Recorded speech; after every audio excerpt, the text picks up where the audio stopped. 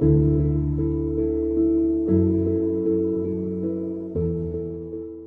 everyone, my name's Lorenza. Now I'm asked quite often about my sewing machine, so I thought I would run through them all with you. So I'll start over here with the Singer Heavy Duty. Now I got out the box because I'm often asked what model number it is I have and I always forget. It is the 4423. So it is the analog one. I know there are digital versions of this, but what I have is the super analog one, as in no digital display. It's just all these big manual dials and buttons, which I absolutely love.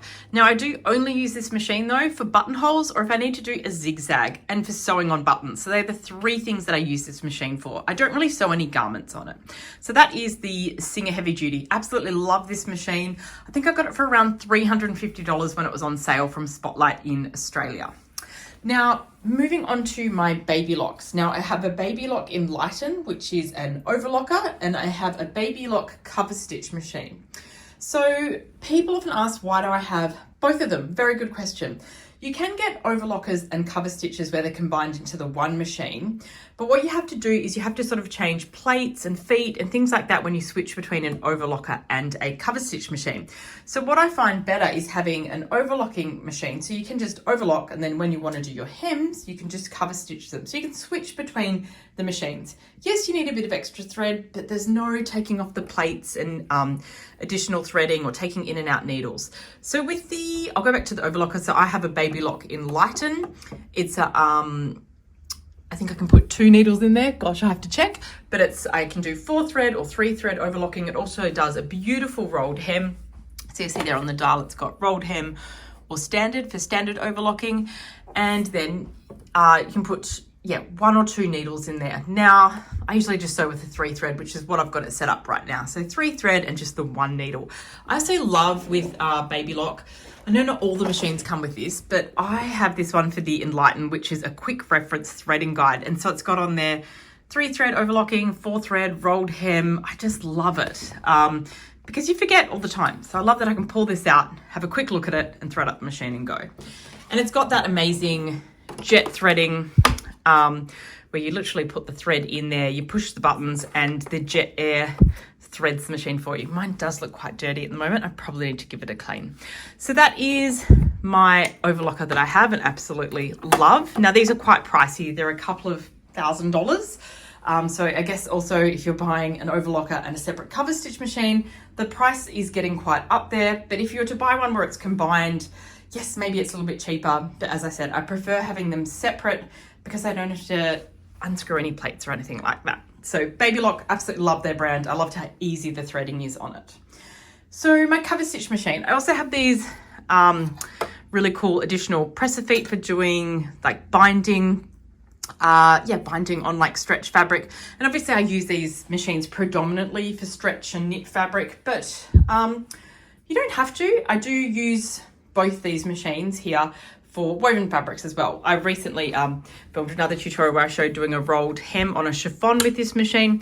But yes, a lot of people buy them for stretch fabrics, but you can absolutely sew woven fabrics on them. So the cover stitch, it's a really simple machine. It's far simpler, I think, than an overlocker. I know there's no threads on it at the moment, but threads in there, put the threads through these tension dials. And then, it just does a 1, 2, or 3 needle cover stitch. Generally I just keep it on 2. I keep the outer 2 needles on, and then you can see all these little screws here. That's where you screw in these sort of crazy big attachments for doing binding. They look really scary. They're a lot of fun once you get the hang of them though. So that's the cover stitch. And again, it's got the jet air threading here. You literally put the thread in there and it sort of gets sucked through to the machine. Pretty amazing. So they're my 2 Babylock machines. And then moving on to my industrial Juki.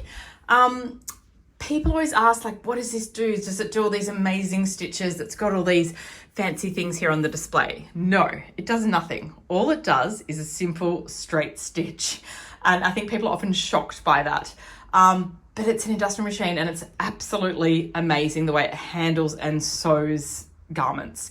Now I don't use this digital display much, to be honest. A lot of the stuff on here is for like if you're working in a factory, so it could say like you've sewn 100 garments in this amount of time, or not necessarily garments, like you've done 100 zippers in this amount of time. So I don't use any of the functions on it like that. There's some great functions with back stitching at the start and end of when you're stitching. I did switch it on for a bit, didn't love it, so I switched it off. I didn't really love the back stitching.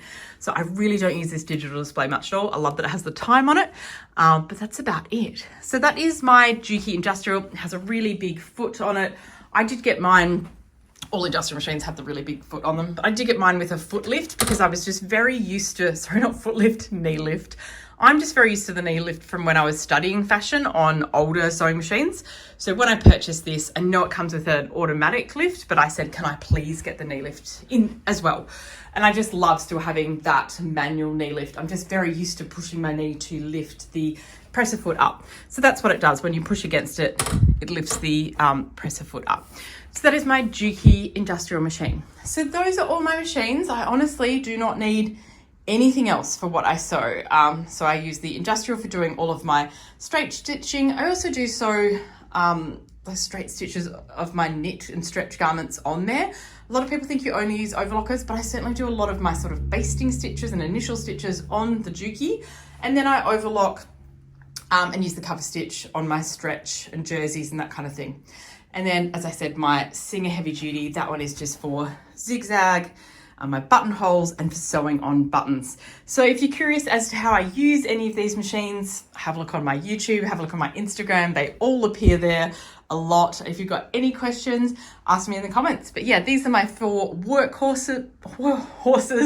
I use them every week for all of my garments. I honestly don't think you need any more machines than this. Now I know this is a lot of machines as well. I was also going to say my JUKY was about $2,000 and that was brand new though. But if you want to look at an industrial machine, you can absolutely get them secondhand. My first one was about $400. So still cheaper than I think a lot of domestic machines. But yes, they are my 4 machines. I hope you enjoyed this video. If you've got any questions, let me know in the comments. Thanks. Bye.